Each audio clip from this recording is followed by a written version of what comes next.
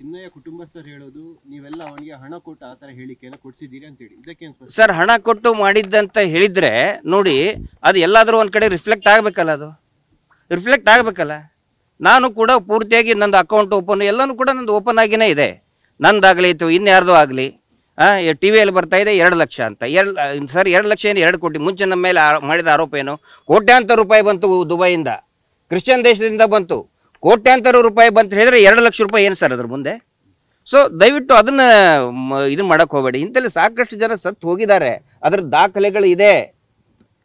ಆನಂತರ ಅದರಲ್ಲಿ ಅವ್ಯವಹಾರ ನಡೆದಿದೆ. ಅವ್ಯವಹಾರ ಅಂತ ಹೇಳಿದರೆ ಆ ಫೋರ್ಜರಿ ನಡೆದಿದೆ.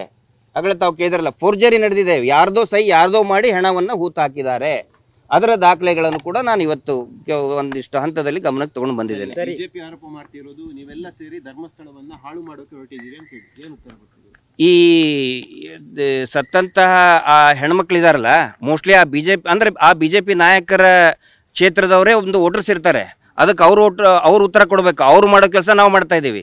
ಧರ್ಮಸ್ಥಳ ಕ್ಷೇತ್ರ ನಮ್ಮದು. ನಾವು ಕ್ಷೇತ್ರದ ಬಗ್ಗೆ ಇಲ್ಲಿ ಇನ್ನೂವರೆಗೂ ಕೂಡ ಮಾತಾಡಿಲ್ಲ. ನಮ್ಮ ದೇವರು ಆಗಲೇ ಹೇಳಿದ್ನಲ್ಲ, ಮಂಜುನಾಥ ಸ್ವಾಮಿ ನನ್ನ ಸ್ವಾಮಿ ಅವನು. ಇಲ್ಲಿ 15 ವರ್ಷದ ಒಂದು ಹುಡುಗಿ ಬೆಳಗ್ಗೆ ಸಾಯ್ತಾಳೆ. ಆ ನಂತರ ಅಟ್ ದ ಸೇಮ್ ಟೈಮ್ 40 ವರ್ಷದ ಒಬ್ಬ ಪುರುಷನ ದೇಹ ಒಂದೇ ದಿನ ಒಂದೇ ಅರ್ಜಿಯಲ್ಲಿನೇ ವಿಲೇವಾರಿ ಮಾಡ್ತಾರೆ. ಅಂದರೆ ಅಪ್ಪ ಮಗಳು ತಾನೆ, ಅಪ್ಪ ಮಗಳದು, ಅಪ್ಪಂದು ಅಸಹಜ ಸಾವು, ಮಗಳದು ಕೊಲೆ, ಯಾವ ತನಿಖೆನೂ ಆಗಲ್ಲ.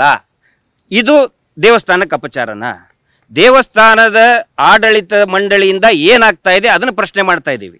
ಇಷ್ಟೇ ನಾವು ಹೇಳ್ತಾ ಇರೋದು. ಅವ್ರು 1000 ಹೇಳಿ. ಅದಕ್ಕೆ ನಾನು ಪ್ರಾರಂಭದಲ್ಲಿ ಬಂದು ಏನು ಹೇಳಿದೆ, ಶೇಖಂದು ಯಾವ ಶೇಖು, ಯಾವ ಮುಲ್ಲಾ, ಯಾವ ಪಾದ್ರಿ ಎಷ್ಟು ದುಡ್ಡು ಕೊಟ್ಟ ಅಂತ ಕೇಳಿದ್ರು ಅಂತ ಹೇಳಿದೆ ನಾನು.